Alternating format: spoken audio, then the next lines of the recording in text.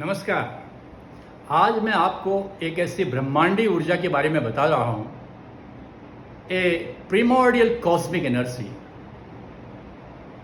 That is located at 3.5 coil at the base of your spine near the मूलाधार चक्र।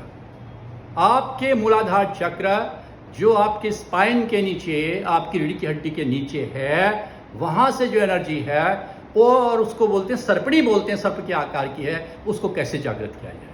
आपने इसके बारे में बहुत सुना होगा।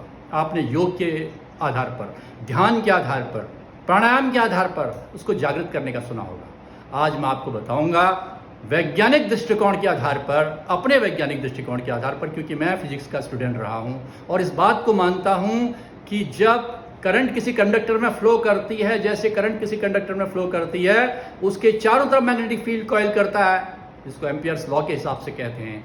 या जब कोई पार्टिकल करंट का कोई चार्ज पार्टिकल किसी इलेक्ट्रिक फील्ड से जाता है तो मैग्नेटिक फील्ड उसमें कैसे बिहेव करता है, लॉरेंस फोर्स कैसे लगता है, वही होता है हमारी रीढ़ की हड्डी में कुंडलिनी जागरण के साथ। और यही माना है, हमारे ऋषियों ने इस बात को माना था। मूलाधार चक्र से सहस्त्रार चक्र जो आइडियल है, जो परमात्मा से जोड़ती है, उसके बीच में पर्सनालिटी का डेवलपमेंट कैसे हो सकता है? मैं आइडियल की बात नहीं कर रहा हूं, मैं आपको ब्रह्म बनाने की बात नहीं कर रहा हूं, मैं आपके स्पिरिचुअल एंड फिजिकल ट्रांसफॉर्मेशन की बात कर रहा हूं।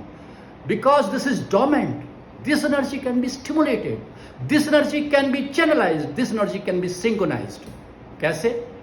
और उसका नागपंचमी से क्या संबंध है? 29 जुलाई इसी माह नागपंचमी पर्व आ रहा है और इसको सर्पणी कहते हैं, सरपेंट पावर कहते हैं। इस सरपेंट पावर का हमारी ऋषि मुनियों के द्वारा जो बताई है, जो तिथि निकाली है, श्रावण शुक्ल पंचमी को, नाग पंचमी को, उससे इसका क्या संबंध है, उसको मैं आपसे रिलेट करूंगा। इसके 4 तरह से, पहले धर्म के द्वारा, डिवोटेड टू योर धर्म, कर्म के द्वारा, devoted and dedicated to your deeds assign to you, और तीसरा योग के द्वारा, जो कि आपके प्राणायाम ध्यान के द्वारा करते हैं, और चौथा जो सबसे इंपॉर्टेंट आपका पार्ट है, that is stimulating all of your energy.